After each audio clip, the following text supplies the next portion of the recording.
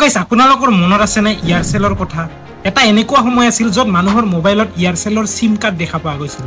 কিন্তু এনেকুৱা কি সমস্যা হৈছিল যত আমাৰ এয়াৰসেল বন্ধ কৰিবলগীয়া হ'ল ইন্নাকাৰণ শিৱশংকৰন তেখেত আছিল তামিলনাডুৰ তেখেতে 1999 চনত এয়াৰসেল তামিলনাডুৰ পৰা আৰম্ভ কৰিছিল আৰু লাহে লাহে এয়াৰসেল ইমান জনপ্ৰিয় হৈছিল যত ইয়াৰ ব্ৰেণ্ড এম্বেছাডৰ আছিল MS ধোনি কিন্তু কোৱা হয় নহয় যত উন্নতি থাকে তাতে মানুহৰ নজৰ লাগে তো এনেকুৱা হৈছিল এয়াৰসেলৰ লগত 2008 চনত টেলিকম কোম্পানী 2G স্পেক্ট্ৰামৰ কাৰণে লাইসেন্স ইস্যু কৰিছিল এয়াৰসেলৰ লগত 122টা টেলিকম ইণ্ডাষ্ট্ৰী এই লাইসেন্স লাভ কৰিছিল কিন্তু 2009 চনত CBI যেতিয়া ইনভেষ্টিগেচন কৰিছিল তেতিয়া গম পালে যে আসলতে এই লাইসেন্সবোৰ আছিল ফেক